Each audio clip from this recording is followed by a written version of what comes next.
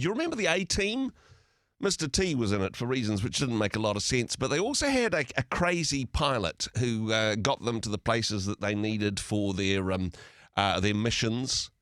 Yeah. No, it was a misspent childhood from my point of view. Well, maybe that's what our Prime Minister needed to get where he needed to go. Our man in Japan, otherwise known as Prime Minister Chris Luxon, in Japan at the moment, but he almost didn't get there. Bryce Edwards, political commentator, joining me on the show. Bryce, kia ora, good morning. Maureen, Andrew, yes, I remember the A-team. I loved that as a child. And yes, the airline issue is what's we're talking about in politics in New Zealand at the moment, because generally heads of state, heads of government tend to fly around the world, going and meeting other heads of government, being chauffeured there by normally a Defence Force plane, or even the government's own planes. In the case of New Zealand, our defence planes aren't particularly modern. We have 757s that are a few decades old, and they keep breaking down. They kept on breaking down under the last government. I don't think it was anything to do with the fault of the last government, because the new government's also having the same problem. And so, yes, Prime Minister Christopher Luxon is on a trip with about 30 business people in the Pacific and Asia regions. And so they've been heading for Japan, but on the way they stopped over at Papua New Guinea, and once again the plane broke down, had some, I think a fuse blew, and the plane was grounded, and Christopher Luxon had to travel with some of his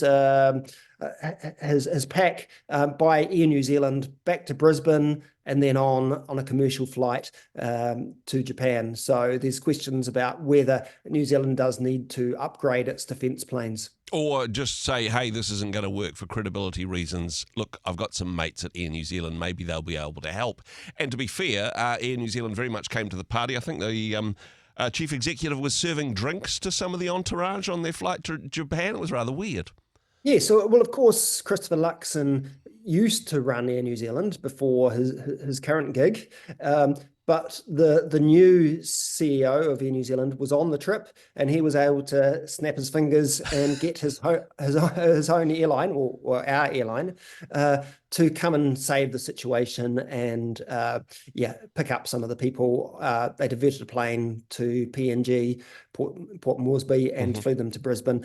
And I mean, it is a bit questionable about whether we do need to upgrade the planes or not. And so there's a bit of debate around that. Both Labour and National say that we do need to get some very new planes. It would cost something like $300 million. Yep. And of course, during a recession, especially when the government's cutting lots of other things, it's not a good look. So they're trying to shy away from that. And it's worth mentioning that Christopher Luxon, when he was in opposition, just last year, in fact, and the plane was breaking down on Christopher Hipkins, Luxon said, well, when I'm Prime Minister, I will just fly commercial. And I thought that was a very sensible idea at the time. And Christopher Luxon probably thinks it was a sensible idea in hindsight now as well, right? Indeed. Yeah. Indeed. So I think that might just be the answer. You can also charter planes. You don't need to have a Defence Force plane standing by, but we're going to have a bit more debate about this. Now, the issue is it's not just a small charter plane. There's quite the entourage which travels with the Prime Minister, with the journalists and trade delegation. He's very much put together his A-team. More on that in just a moment. But firstly, have you ever travelled with a politician's entourage? Bryce, have you ever got that golden ticket? No. I'm not. I'm definitely not invited on any such things, and I try and keep away from them.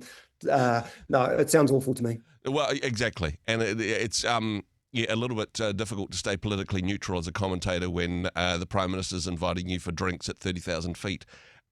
Exactly.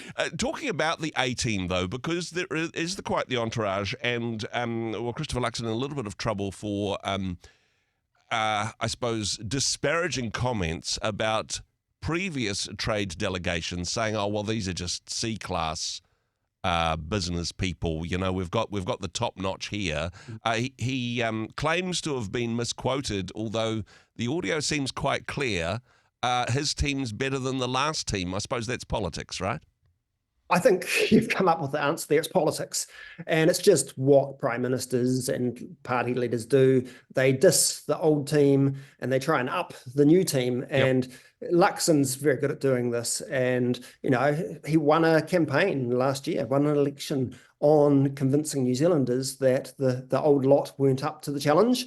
And and he won that argument essentially. So I think he's carried on with that.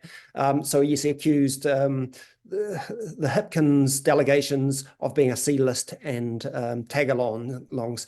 And I think it was a bit silly, really. And he's now having to try and deal with that, which was a bit embarrassing because essentially you've got the same people traveling along with him to Japan. Very similar people on the C-list that are now on the A-list, and everybody who has been described as a C-lister is now grumpy with the Prime Minister, and they all happen to be influential business people. So not necessarily well played.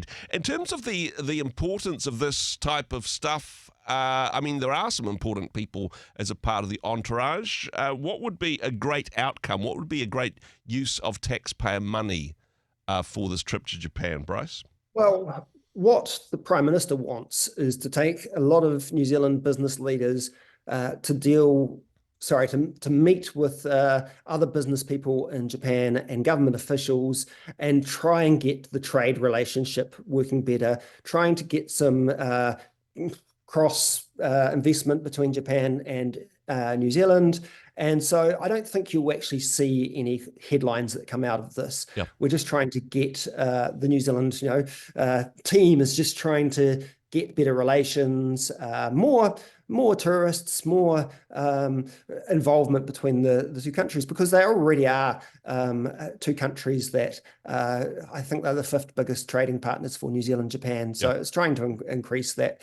I don't believe there's going to be any big diplomatic coups to come out of this. I mean, before coming on air, I saw some rumors that Luxon's meeting with the Japanese Prime Minister may have fallen through. So that would be quite embarrassing if that is the case, but I'm not sure if it is. Missed the meeting. Well, he was late. Look, some people are saying that New Zealand was embarrassed by Luxon arriving a few days late to Japan, and he had to cancel meetings because of this Air Force plane breaking down. So, there could well be some ramifications from that have put the nose out of joint of some in the Japanese government. And of course, the Japanese culture all about honor and respect and building relationship and all of that type of stuff. If they're feeling disrespected by this, then maybe he should have stayed at home. Having said that, though, significant drop in the number of Japanese tourists to New Zealand basically since COVID. That hasn't picked up yet, but I'm not sure that they're travelling anywhere that much. There's drops in the economy in all different parts of the world. Oh, absolutely. Look, we're seeing some big increases in tourism from other Asian countries, but just not Japan at the moment. I think they've got their own problems at the moment. So watch this space. Back in New Zealand, though, I suppose the other big announcement, shock announcement, is that the co-leader of the Green Party stepping down for personal reasons, for health reasons. She was very public about that, and generally a lot of support for her bravery in taking the stand that she is. But what does this mean for the Greens, Bryce? Well, yes, it is very sad. And I think everyone will be in, solidarity and feeling, sympathy for any politician that has to go through this ordeal. But I'm not sure you quite got it right in that. I'm not sure she's stepping down as such. Of course, Marama Davidson is one of the co-leaders of the Green Party. She's taking time off to deal with cancer treatment, and it could be up to 4 months by the sounds of things. And I guess a lot of people expected her to maybe step down, perhaps even temporarily. And when she said in her press conference on Monday that she was staying on as co-leader and she, had no intention of stepping down, I was actually quite surprised by that because there's a bit of discontent within the Greens that maybe Marama Davidson hasn't been the best co-leader, and maybe she's kind of getting towards the end of her her regime, Yep. and that maybe it's time for a fresh face. And this would have been the perfect situation for Davidson to, kind of retire with dignity. Yep. But instead, she's battling on, and that's her prerogative, of course. But I think, one of the good things about the Green leadership sort of ethos is they do share it around a bit. Yep. And they do try not to stay there forever. And it would be a bit of a shame if Davidson's just holding on to that position for her own personal reasons. We wish her well, but the Greens do need to, they're dealing with so many scandals and misfortunes that they need to have their A-team, if you like. Yeah, exactly. There are other people like Tamitha Poole, of course, who has just come in, and she's a very fresh Green MP. She won the electorate of Wellington Central.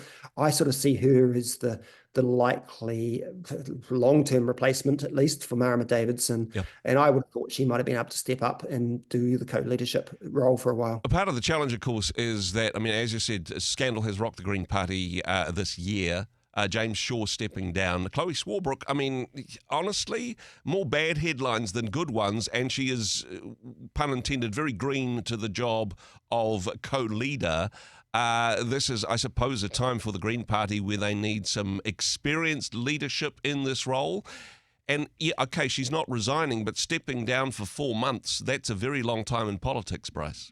Oh, look, it is. And that's really my point, that the Greens can't afford to have someone off for 4 months and only have one, co-leader if they're used to having that duo. Yep. And you're certainly right about the polls. Whatever scandals happen with the Greens, they don't seem to be terribly affected by it.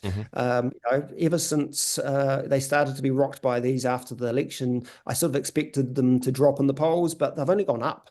And so part of that is because Labor's, still in the doldrums. They're still having trouble working out, their way ahead. And some of the Green policies or issues that they focus on are just so sort of current that people will support the Greens no matter, what scandals they have, no matter who the co-leaders are. But I do still believe that they could be vulnerable if they don't have some good coordination and leadership,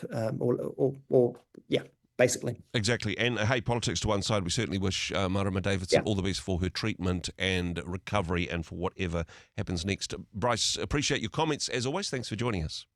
Thanks, Andrew. Hey, thanks very much for joining us in the Rhema studio. Thanks very much for watching the interview. It's kind of nice to have an audience, actually. And if you did like what you watched, then do give us a like, do give us the thumbs up. And if you'd like to see more interviews like that one, or perhaps even better, subscribe and those interviews will come straight to you. Don't forget to turn on your notifications, and we'll see you in the next one. Cheers.